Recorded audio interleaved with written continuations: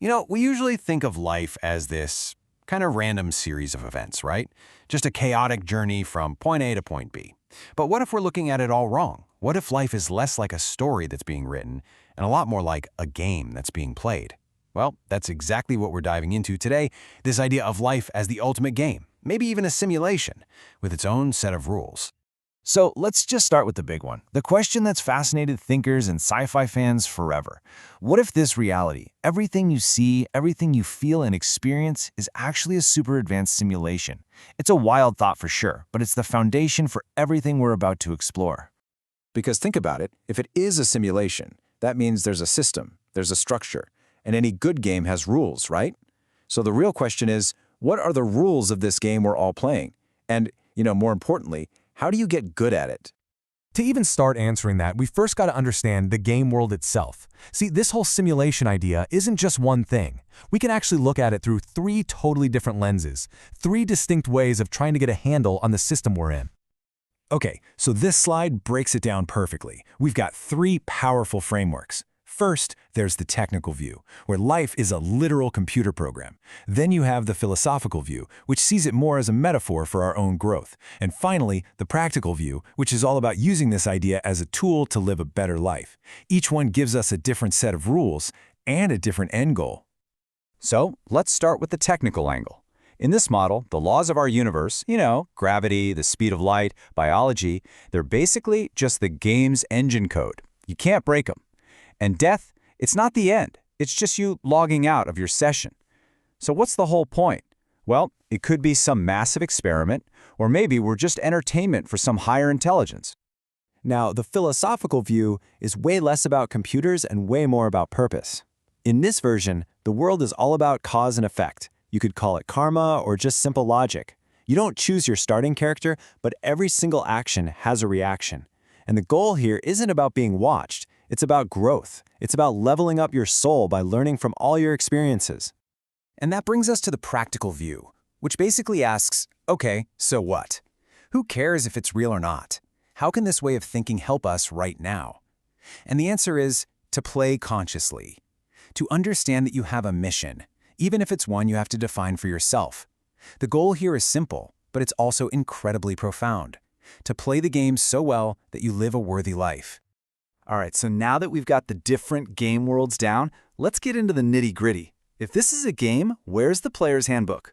Well, based on this whole framework, we can kind of boil it down to 10 core rules for any session, for any life. Let's run through the first 5. Rule 1, the memory wipe. You start each session fresh so you can have a genuine experience. 2, physics is law. The base code is non-negotiable, so you got to learn to work with it. 3, the other characters are teachers. Every person you meet, they're basically part of the script to help you grow. 4, free will is fully enabled. The game gives you the scenarios, but your choices are always yours. And finally, Rule 5. This one changes how we look at challenges. This is a huge one. Those hard times, they aren't a glitch in the system. They're the game ramping up the difficulty. It's a sign you're being tested, you're being trained, and you're getting ready for the next level. It is absolutely a feature, not a bug. Okay, moving on. Rule 6 is your secret weapon. You can rewrite the code of your own perception. How you see an event literally changes its meaning. 7, death isn't game over. It's just you exiting the current level. 8, all that material stuff, it's like temporary power-ups. Super useful, but they don't carry over to the next game. 9, love is the fundamental energy source that connects everything. And last, but maybe the most important rule of all, remember, you are the player, not the character on the screen. Okay, so we have the rules. Now let's go a little deeper. Beyond the player's handbook, there are some fundamental instructions hidden in the game's source code, if you will. These things explain the very nature of the game engine itself. Getting this distinction is one of the main challenges of the game. Your ego, that's the character you're playing, the avatar that was created to help you survive inside the game's rules. But the real you? That's your consciousness. That's the player holding the controller, just observing the whole experience.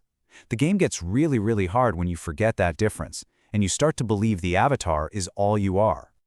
This instruction completely changes our relationship with pain. Suffering isn't some penalty from the game masters. It's a feedback mechanism. It's like when the controller rumbles in your hands. It's a signal telling you you're off course or that you're identifying way too strongly with the character's struggles. It's a navigator, not an enemy.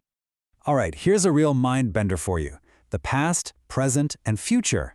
They might all exist at the same time. But the game presents them to us one after the other, in a sequence. And why?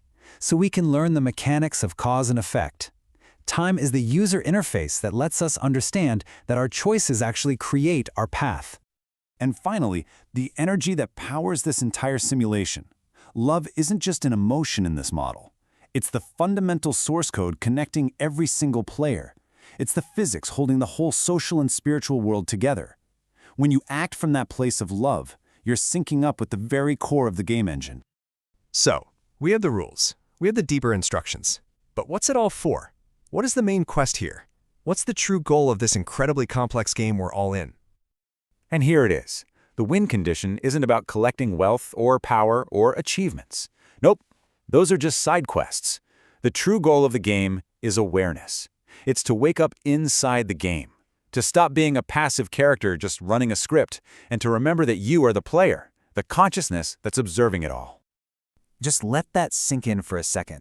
This idea, it changes everything. The simulation isn't some prison you need to escape from. It's a school you're meant to awaken in. The point isn't to find the exit and win. The whole point is to become fully conscious and aware while you are still playing. That is the real victory. And that brings us right here to the final screen.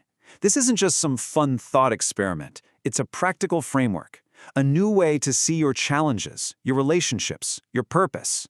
So, I'll just leave you with this question to take with you. Now that you've seen the player's handbook, how are you going to play the game?